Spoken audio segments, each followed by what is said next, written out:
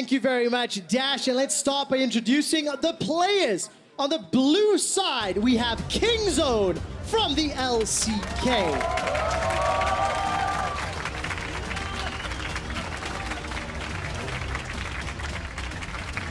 Starting in the top lane, Khan. In the jungle, Peanuts. In the mid lane, BDD. AD carry, Prey. Support, Gorilla. Their coach, Axine. And substitute jungler, Cuz. On the other side of the rift is the North American LCS champions, Team Liquid.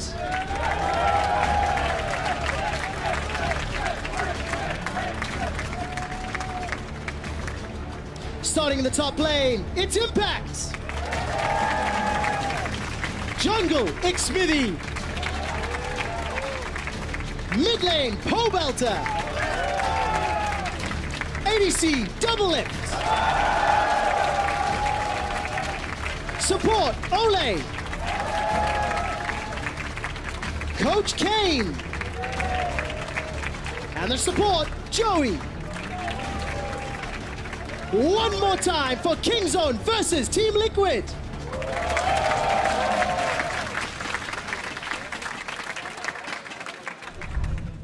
Now, it's a lot of fun watching the players take the stage. It's a lot of surprises to see how many people are wearing Kingzone merch, because, of course, the team rebranded relatively recently. And Papa Smith has been going crazy. there we go. Tossing it around bringing it all everywhere. out. There's a couple of guys in the fan there with some signs as well, which is absolutely awesome to see. But Kingzone Team Liquid, it is a gigantic matchup for North America, Azale. Yeah, it certainly is. But while I would say it would be amazing if you win, it does not mean the end of the tournament by any means if you lose, right? This is the heavy tournament favorites. I think that being said, you still want to put on a performance you're proud of. Even if you lose, you don't want to get decimated.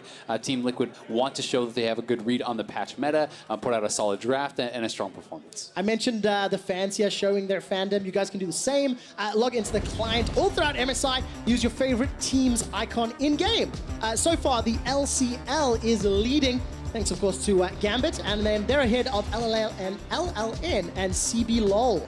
So major regions not showing up yet, but let's see whether on a few more games. Day one. Day one, of course, we're seeing NA, EU start to take up arms. And Deficio, we heard the analyst there talking a lot about how if Team Liquid can win, needs to be enabled, needs to get ahead, somehow needs to shut Peanut down.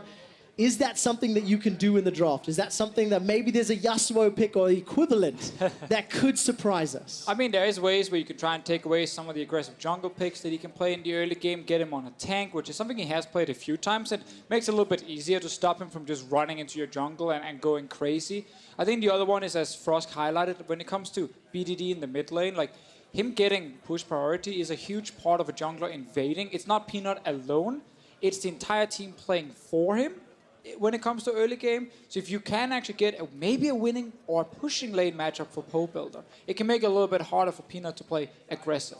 It definitely can, but it's so tough to look at Kingzone and be like, this is how you beat them, because even if you want to say, okay, great, draft an advantageous 2v2 bot lane, you draft like your Caitlyn and your Morgana, and you're pushing them in, and they're on a scaling AD carry, and great, you're pressuring the turret, and you're tracking Peanut, and everything's looking good. Well, Khan could be playing Jace and be 10-0 in the top lane, and your base is already gone. So and you've also just seen like 17 steps in a row that have to go flawless. And and it doesn't even mean that you've won the rest of the map. And Kingzone is so frightening because I believe they have the best player in every role in the tournament. And it's so tough because you have to stop everyone. There can be no weak link on your team because anyone on Kingzone can take over the game and flip it on its head. Uzi's crying backstage right now, hoping you believed in him, but no, you pick Prey, and that's okay. I think just if you are a Team Liquid, you got to pick your battles. Like, you can't attack all three lanes here. You can't say, yeah, we're going to beat Khan, BDD at the same time. I think if there's a way for you to have Khan on a tank,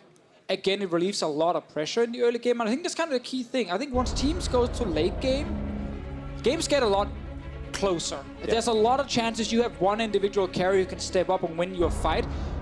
You should just be super scared of Kingzone's early to mid game because they are so good at snowballing the correct lane and then finishing the games in time. They don't make big mistakes around the Baron. They don't give you a chance to get back if they're already 5-6k gold ahead. So you need to make sure you do not get completely destroyed in the early game. And just going to give you that update. You're talking about Khan on a tank versus carries. Khan on carries is 23 wins and 1 loss in LCK Spring this year. So that's a pretty good win-loss ratio. I mean, it's just absurd. The guy is such a monster on carries, and in a tournament where no other top laner would even have played that many carry games, he is almost undefeated. He is so strong at them, and he can still play the tank style. Kingzone showed in the finals that they can play through Prey, that they can play a hyper carry style, all protecting Prey, give him all the resources, but they can do it all, and they can draft and come at you from so many different angles. And in that final, it was Prey on Kai'Sa, where he was able to be a huge carry. Kingzone said after, they had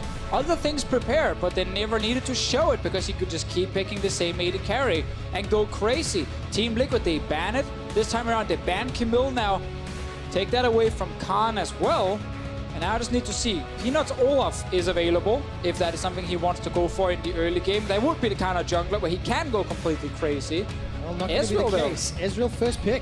I mean, Prey's Ezreal is legendary, right? Yep. The guy is most played by far, 15 picks in the regular season. The next most was 5 there of Kalista and Varus. So, and this to me says that they want to play the style that they were playing throughout the regular season, not in the finals, where it is the absorption of the ganks. It's Prey, playing a lower economy style, being able to absorb blows while they maybe focus elsewhere on the map. Yeah, and also we have to remember the new Archangels build that is being used, started over in the LCK. Prey, huge fan of that build specifically, does give him even more late game power also, so it's not just about the mid game power spike anymore, which was the case as you highlighted there, Azil. Like him getting 2 items, he holds the mid lane forever, and Khan just goes crazy in the side lane with BDD. The Jhin, if it does get locked in here for Doublelift, is one of his undefeated picks in the NALCS. The Jhin, the Caitlyn, his 2 most successful picks throughout North America. Started playing them a lot more in the later half of the split and being very, very successful with them throughout playoffs as well. Jhin also quite strong into the Ezreal, but I think that Olaf is a terrifying pick here for Peanut when that is left up, and it's going to give him early priority. And that's kind of the thing for Team Liquid here. I think having Prey first pick Ezreal is okay. If you're Team Liquid, that's not the biggest loss for you in a draft. But the fact that you can't take the Olaf yourself, at least it's not something Xmithy has played all split long, so you end up giving it over anyway. And now we get Xmithy. What do you make of the Graves? This is something I was talking with Izzy earlier, and I was saying I think Xmithy might be going back towards the Graves. He's always had a proclivity to go towards ranged junglers. He has been quite successful with them in the past. And when you look back to last year's Worlds, he was playing the Ezreal jungle. When you look at him in the finals of MSI, he was playing the Kindred. He has always really enjoyed that sort of playstyle. And you're also playing a team where both Olay and Impact are extremely comfortable playing tanks, and that allows you to kind of build a comp that is not one without a front line. And I want to add in as well that Graves is probably the hardest jungler to invade. Because he has a shotgun and he likes to shoot things into walls, and there's a lot of walls in his jungle, so most players do not want to walk into a Graves. If you don't know where he is, he can almost one-shot you. So I think this pick specifically for Xmithy is to say, I know you're coming, Peanut. I know you can invade me. I dare you to come. Come, I have Graves now. I can try and fight you. And I mean, part 2 of why he's so tough to invade is because his clear is so damn healthy. The knockback on the shotgun, pushes those monsters and minions away from you, keeps you very, very safe, very healthy in the jungle. And if you start to make mistakes when you are playing as a jungler against the Graves, they can not only have domination of their own side of the map, but they can start to get in your face. They can start to look to take your camps away, as he's one of the strongest early game junglers at taking things away, like the Raptors, which is very important in that counter jungling battle. And let's see if this Karma will go to mid lane or support. BDD will be the first time he does lock it in for himself. And obviously, if it is one of those picks where you can control the mid lane very well. You can move with your jungler. Strong early skirmish on the side of Karma with a very strong base damage. I've got a big smile on my face seeing that Singed band away. We know Impact pulled that one out in the finals of NALCS, and it's a lot of respect as well to see on this stage before you even see an Impact play it on the MSI stage. Nope, don't want to deal with it. Yeah, and he's a guy who has such flexibility in his champion pool, and while I think everyone is going to say top lane is Khan favored, leaving the last pick here for Impact, he should have some answer, right? And I think that TL is looking for Impact to equalize the lane or lose a little bit gracefully, not get super far behind. They're not necessarily looking to go carry versus carry and dominate, and giving that last pick to Impact is he's going to have that flexibility. Looks like it's going to be Cho'Gath. Ornn is also available. I think Impact can just grab that for himself, and he will actually be very happy with this. This is what we talk about coming into the game. If you are Team Liquid and you're able to get Khan just on a tank, you don't have to really worry too much about that lane all of a sudden when it just comes to the individual carry ability of Khan specifically. It is really BDD and then Peanut you're looking towards, as it seems like a Karma mid lane for Kingzone. Ooh, going to be locked in a moment or two, and we'll close it out. The support will be Soraka instead of the Janna. So confirms us the Karma mids. Soraka with Emax, Airy, and Scorch. Point on clicks on that ground and just burns you like 30% HP in lane. It is so annoying to play against early on. Now you can gank it and kill it.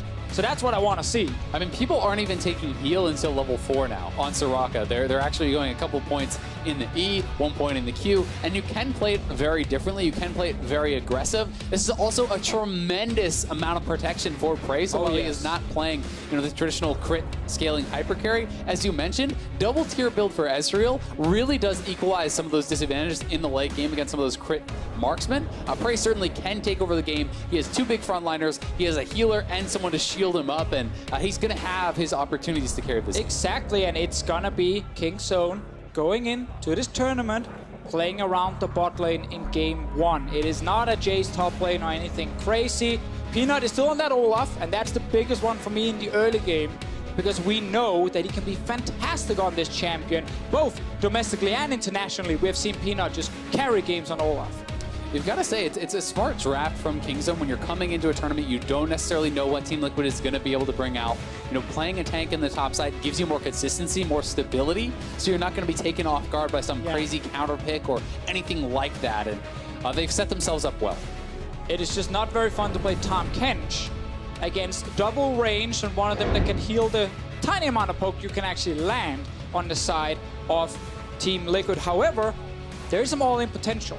If you actually can land the snare from Jhin and get 3 stacks with the Tahm Kench and devour a Soraka, she's so easy to kill. And they have to be able to kill that bot lane. If Team Liquid are able to get ahead, the Ornn Horde, the Realm Warp, Tahm Kench Abyssal Voyage, there are plenty of tools to use if you find the right opportunities. Also worth pointing out, this is actually a teleport Ezreal. This is something that has been coming up in solo queue, high elo solo queue, more and more recently.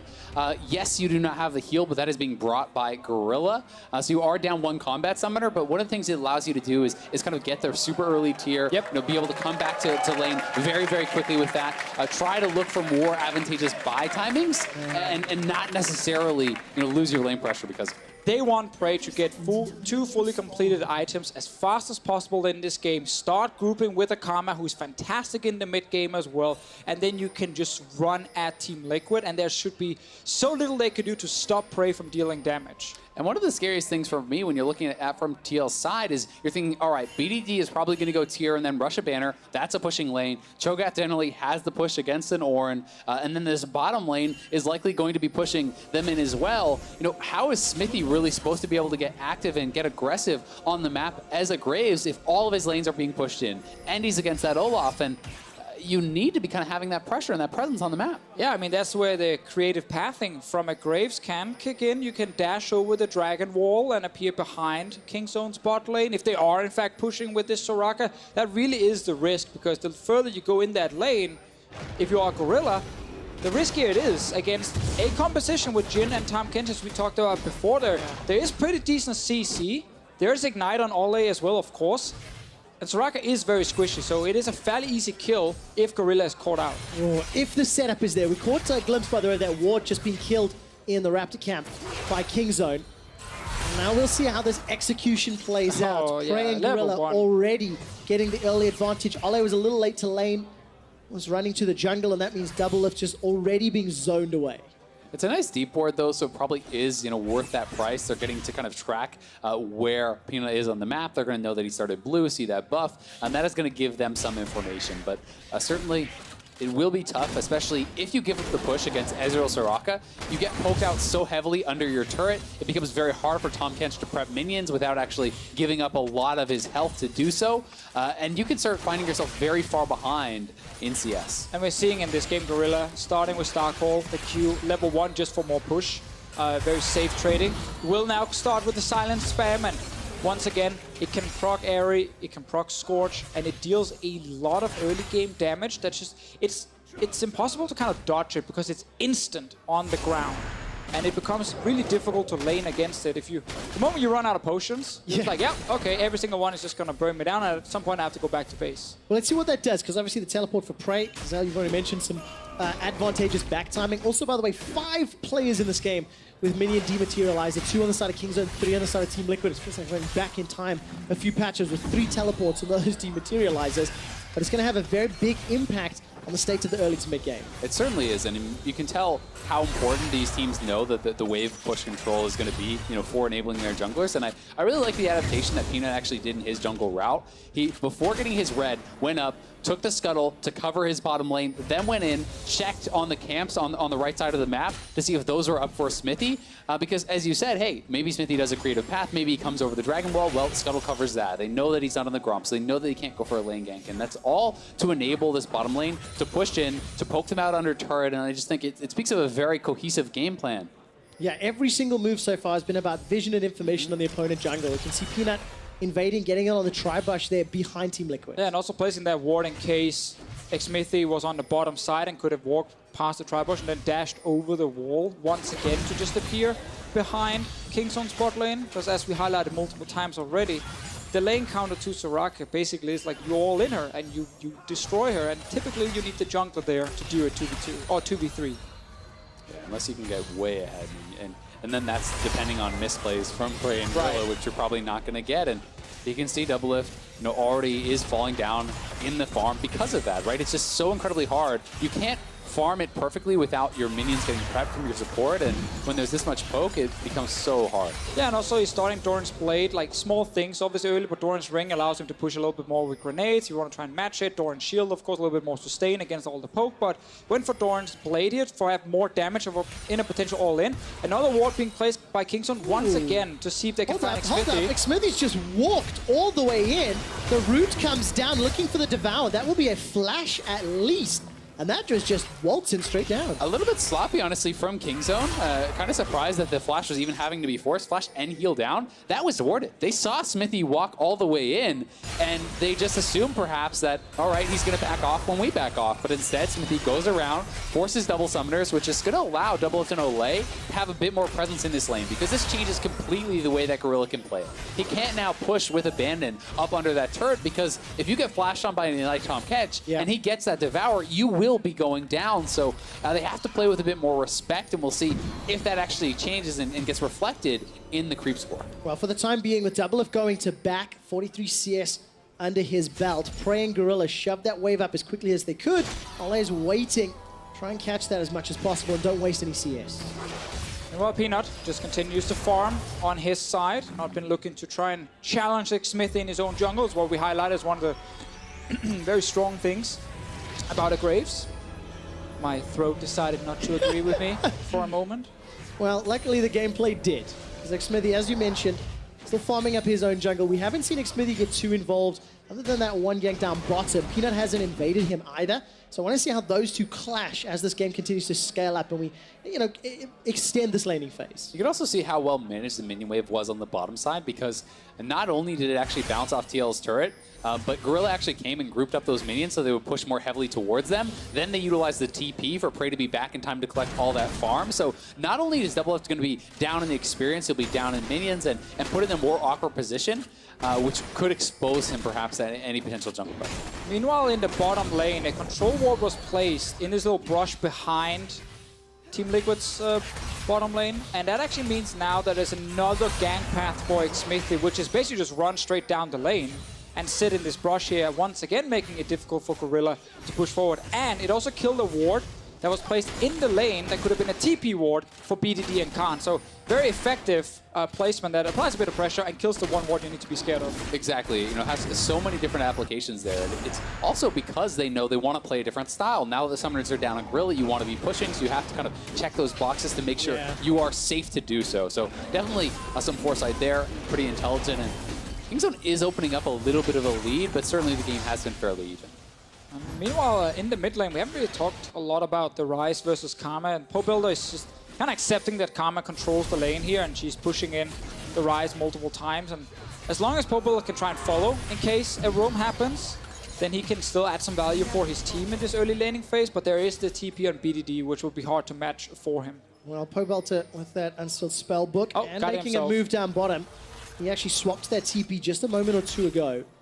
Trying to set up, remember, no flash on Gorilla. He has to be the target. He has to get rooted down. Where is the Realm Warp? I'm looking for it. There's the tongue lashing. Body blocked by Praedo's Gorilla. Now finds himself in trouble. First blood pickup by Pobelter. Teleport completed by BDD. He's got the Feast on cooldown. And Team Liquid with the first proactive play. Honestly, just a beautiful roam down there from Pobelter and capitalizing on the earlier gank from Smithy. This is, a fair bit of a reward from a kind of thoughtless mistake from the Kingzone bot lane earlier, not respecting the gank that they saw warded out. They don't back off. That cost the Summoners. This is executing on the kill, and they get the teleport from BDD. So just great stuff in the early game from TL. This actually reminds me a little bit of the first few games Kingzone played at Worlds as Longshoe, where, again, one of the big stories was, it's impossible to gank Gorilla and Prey. They can always just spot them and survive. But Gorilla had to play some range supports back then as well, and teams actually found success in trying to kill him early because he's a lot squishier than normal. But back in the LCK, he plays a ton of tank supports. It's a lot easier to stay alive from some of these different ganks. Oh, hold up. Soraka here. Hold up. Is he gonna kill it? The Orn Horn has been summoned. Khan gets knocked up into the air. Impact trying to trade back. Bella's breath comes out. Down to 100 HP, and Impact wins the 1v1. Yeah, very nicely done there from Impact, knowing Feast is on cooldown. He gets to be a bit more aggressive here, and you see it again, Smithy down on the bottom side of the map, looking to make a repeat gank here with the Tahm Kench ultimate, perhaps.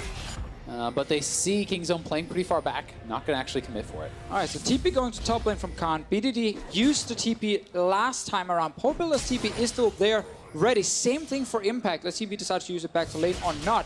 But otherwise, Team Liquid can look for another play down the bot lane. It's exactly what they want to do. Get double it as fed as possible and just punish this Soraka pick. Ganker, take the bot lane turret, and that's how you can win the game. Yeah, it's very nicely done to be able to get that advantage there, to be able to kind of stabilize that lane. And Impact was forced to TP back to the top side because of where the minions are. There's so much experience to be losing under his turret and not willing to do that just yet. What a greedy player.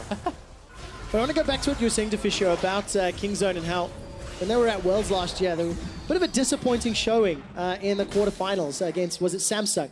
They got 3-0'd. 4 of the 5 members are returning, and we've actually heard some of the players talking in interviews about the pressure of being the sole representatives for Korea. At a World Championship, there's other teams that can carry that South Korean flag and look to bring home championships. Prey Gorilla, they're going to zone away this bottom lane and potentially take it down. But yeah, a lot of pressure on their shoulders because for the first time, it's not SKT representing the LCK here at MSI. And while they did lose the first blood, they still get the first turret for themselves in the bot lane. And that's kind of another thing we've seen a lot of times when especially Western teams are playing against a top Korean team is the Western team is chasing the kills, but the Korean team is kind of just keeping control of the laning phase, always make sure they crash the waves in and get the turrets. Plus 20 CS with a teleport Ezreal and Tower First Blood and a 1300 gold. So objective-wise, definitely in the lead. I mean, that's the thing with these top LCK teams is that they play the map so incredibly well.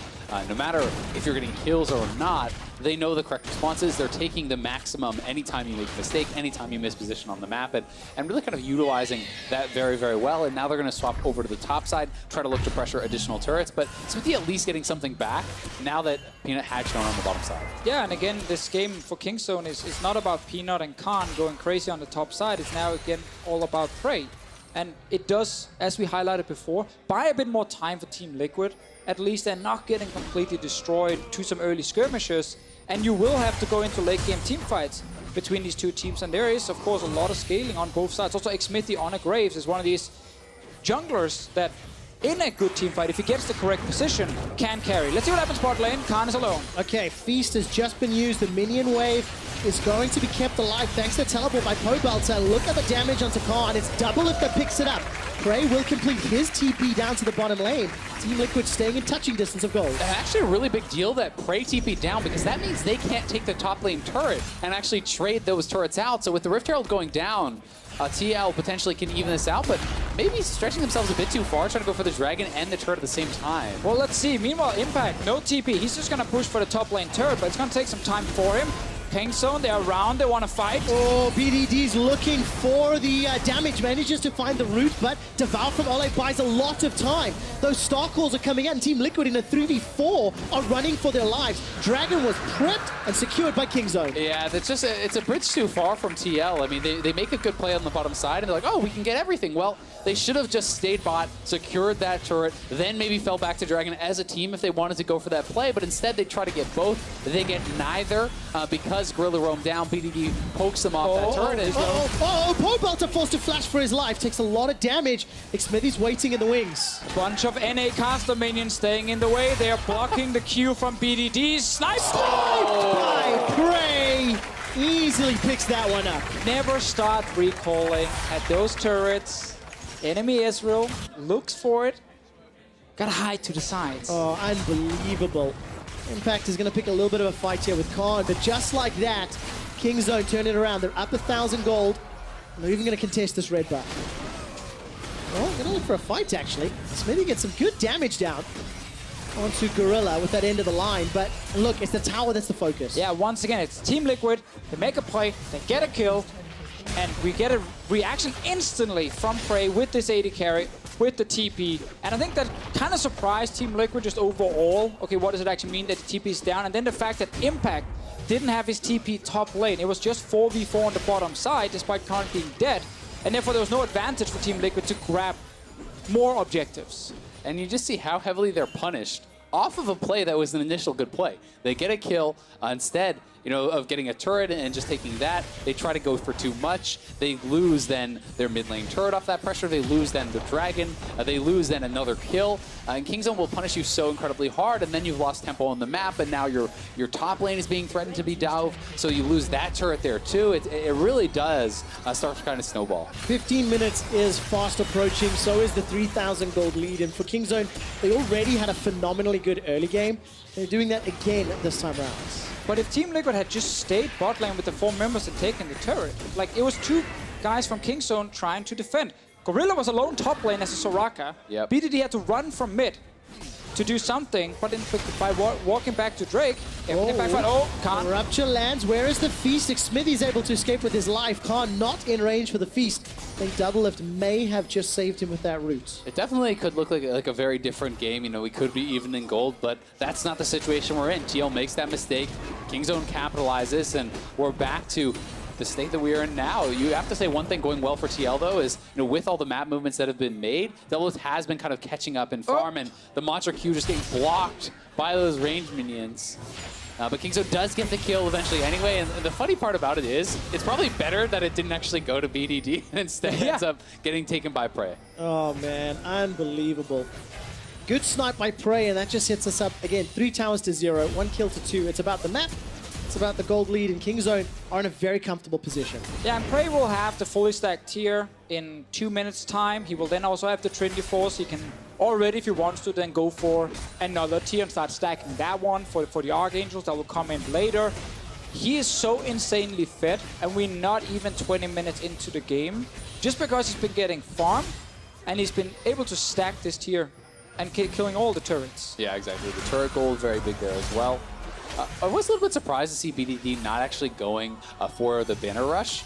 He's instead going for a bit of a more kind of damage-heavy build, perhaps because they don't have that pure hyper carry, AD carry. It's not like this is you know, a Jinx or a Kog'Maw or whatever. You still need the others to be kind of contributing a bit more damage. And in this style, he will be able to do that. I also want to see with junglers like Graves, physical damage jungler who can go in and kill a banner minion in the mid lane. Like, it is a very effective way to try and counter it. How often other teams will still build banner against these kind of physical damage junglers? Yeah, because it's tough, right? You have to weigh the pros and the cons. You know, even if the Graves comes and clears that out, well, hey, you know where the Graves is. Maybe you can make a play elsewhere on the map, but is that worth the investment of that banner? And that's what we'll see teams kind of make a judgment on throughout the tournament. Well, we'll keep our eyes on that because no banner yet, and Team Liquid playing defensive game. 2.5k down. With the outer turrets gone, it's more difficult for Kingzone to push into Team Liquid's territory. And they're still scaling and farming up. Azelle, you talked about the CS for Double Lift. He's got that rapid fire cannon, has those Swifties, is continuing to build up. But now Prey, 2 items enabled. 2 items for Peanut as well. Kind of stuff for Cinder Hulk and that Zeke's convergence. So they're already hitting that mid-game power spike with a team comp that will absolutely have the tools to accelerate further. Yeah, and of course with double it's built here, well, a lot of it often depends on how much gold you have when you go back. If you don't actually have 1300 straight for BF sword, you start going in towards boots and you start building, attack speed items and get the rapid fire cannon, which is still useful for you. It does slow you down a little bit when it comes to just pure mid-game damage because you don't have a lot of attack damage at the moment. And if you look on the other side with the S-roll, there we go. About 18 minutes, tier fully stacked. Like, he deals so much more damage than Doublelift at the moment, and Team Liquid's only choice is to keep stalling. But that should give over all Drakes to Kingzone.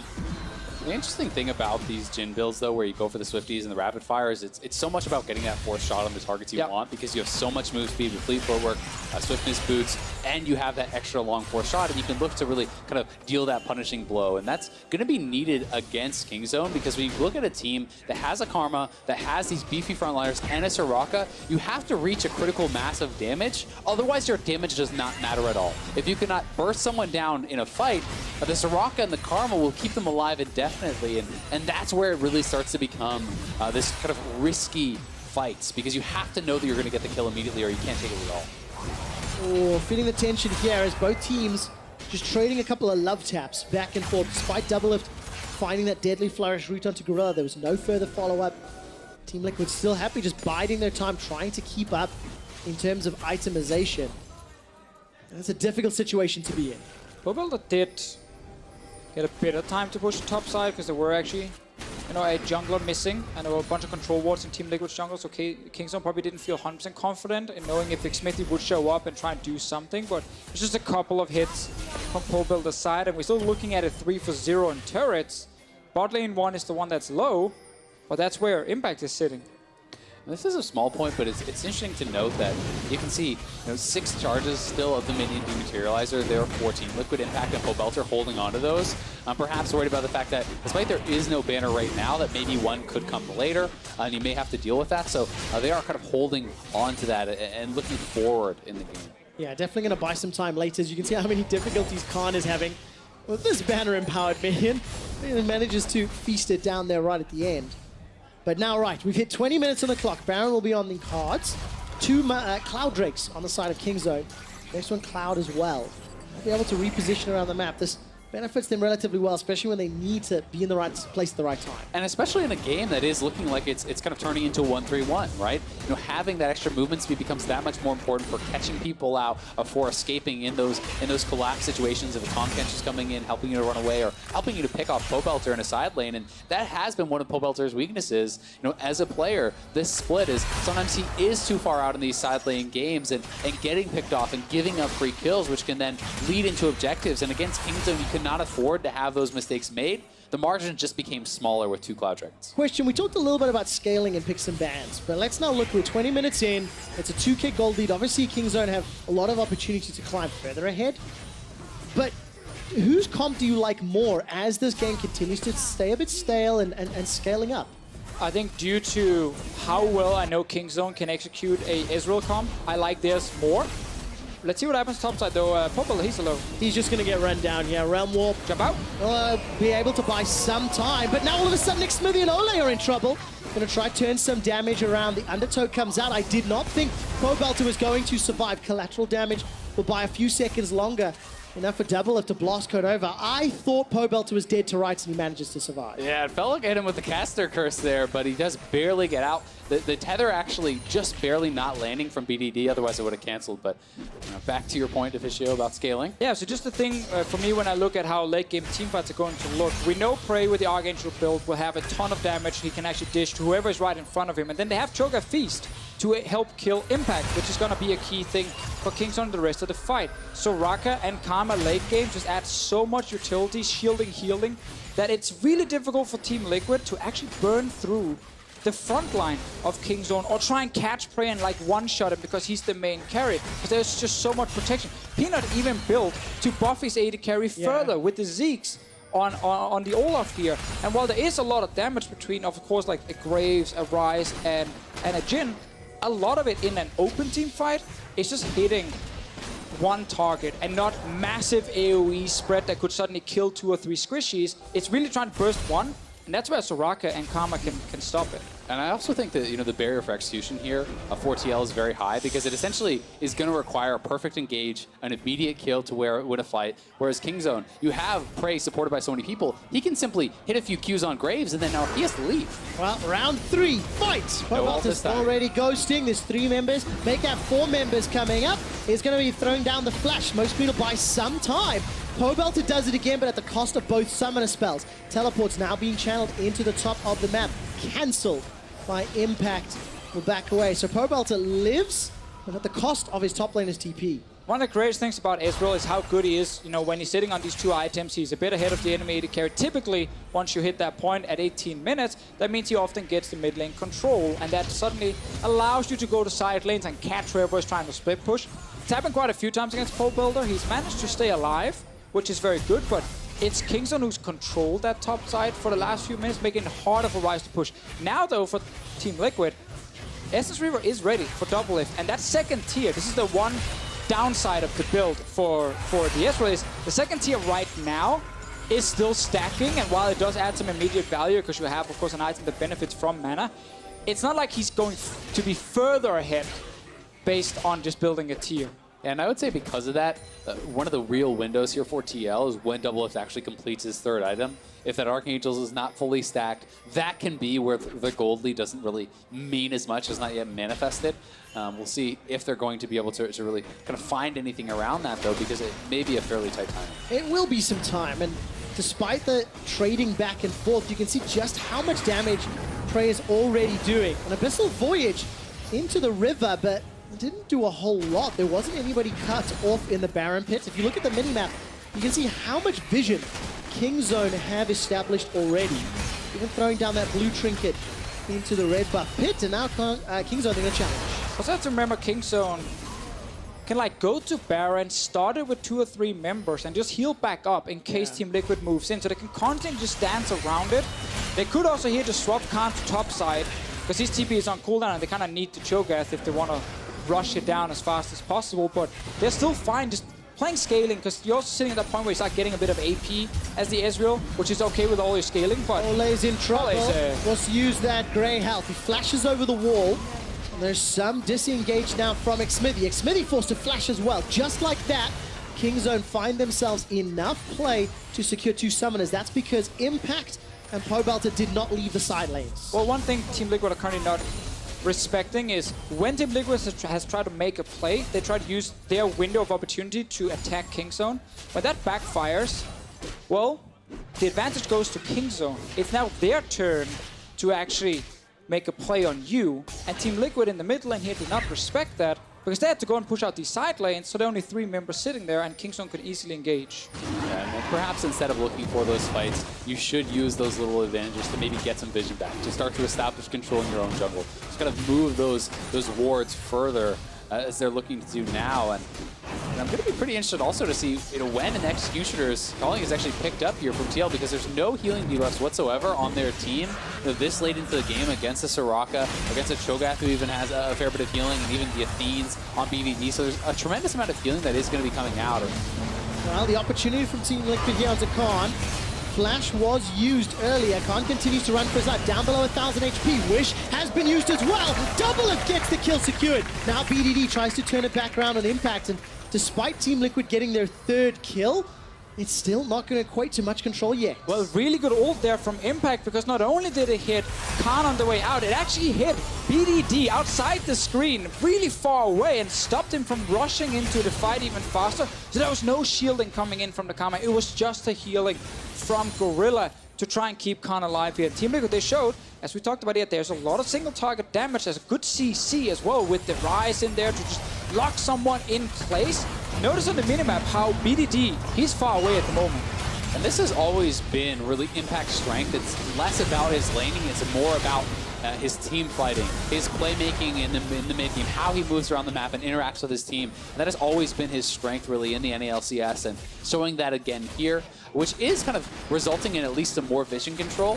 TL, it has to be said, with Kingzone, the strength of the early game, they are playing them even. We're approaching 30 minutes into the game. Yes, there is triple Cloud Dragon on the other side, but that is not an insurmountable advantage. And Team Liquid is looking pretty good. Oh, Ole gets caught out by that Mystic shot. It's despite the great health, will get run down. Just gives up that kill. And you know what? For the first time, the Team Liquid has represented the North American LCS on the MSI stage, the international stages. Little mistakes like that really will hurt. And that's kind of been the thing here. Team Liquid is actually doing just fine in the game, but then it all starts in the bot lane with this turret here where they go for Drake instead and they lose everything. And then recalling in the side brush when your entire team is backed away. If it works, great. You went back to base a little bit faster, but if you just walk back and spend 5, 6 seconds maybe on that, you guarantee you don't get caught out like this. And now Kingzone once again can push. All right, Realm Warp is going to get interrupted here. Pobelt is now in trouble. There's no support from anybody. And despite the flash, he's just going to try delay time. Another pick, another kill that you cannot afford. Yeah, and when Olay is not on the map, when your support is still dead, you can't be that far out. You don't have the vision to do that. And this is giving Kingzone full control of the Baron area. It's not the Baron just yet, but it may give them the vision to actually look to pressure it. Yeah, look at this. With Xmithy being eaten alive, Prey gets the kill secure in the end. It's another one for Kingzone. You're just seeing the control. You're seeing the calling from them. They know exactly what to do. Whenever these side lanes are pushed, notice how they always just collapse around the mid lane when Team Liquid is just sitting there trying to wave clear, and they just catch them out instantly. They get a Baron. There's no chance of a steal from Team Liquid's side, and it's just a very clean way to use your numbers advantage if you're Kingzone. Team Liquid's only way back, it's been through some of the team fighting, but they've only gotten a few of them. And the vision, if you look at the minimap, the entire Team Liquid jungle is lit up by Kingzone. They have so much information to work with. They've extended that gold lead, and the first tower of the game will fall in favor of Team Liquid down bottom, thanks to this banner-empowered minion. And you know, while they have been winning some of those team fights, it gets tougher when you start to give a bigger gold lead, right, as they have now. And Pobelter, as you can see, Olay was still dead on the map. You can't be that far out without the vision to support this. Without your support on the map, you don't have any pressure in other lanes. I mean, look at the minion wave in mid. You know, Impact is not pushing out either, so there's no pressure on the map, and it's a pretty costly mistake. Yeah, they actually have decent vision around Baron to at least spot if Kingzone were rushing that. Otherwise, normally you can see a player try and go for a play to get a ward snuck over, but not really necessary in this case. And now we get that Archangels on Prey, and if you've never seen the build before, it is simply because if you play this build, there's a lot of things that this one item gives you. The extra mana is fantastic when you have more mana. 3%, of course, of your mana, maximum mana spent there, twice the amount of damage being dealt, so the more mana you can stack, the more DPS you get from it. AP scalings on Ezreal are actually very strong, especially on his ulti. There's now going to come a shield from it as it's fully upgraded, if someone managed to catch you, and you get another 10% CDR. It's like, all of it is actually just very positive, because he has this one item that buffs his damage from the autos and the Qs with the Muramana specifically. Yeah, I mean, it's actually 20% CDR on that item, and then also, yeah, even better. You know, 1,400 flat mana on the item itself means they're almost never, ever going to run out of mana for that poke. And back on the side, looking for an engage. Well, let's take a look. Call of the Forge God comes out. That's a lot of damage on BDD, but look at the shields. Double Lift does get the kill, and Gentleman at 30 minutes on the clock with an Infinity Edge. Double Lift's not done. He's looking onto Pinas, Gorilla, and Prey to look for the re-engage. Prey is untouched. Arcane shifts over the wall. Ole with the Devour to save his teammate's life. And now Pinas looking for the undertows. Oh, the damage! Double Lift flashes away for his life. Not going to be a true shot barrage available just yet. His Impact is forced to run away. Despite finding the early kill, there's simply too much damage from this Ezreal. And Prey is just way too strong. Played that fight so beautifully, staying over the wall,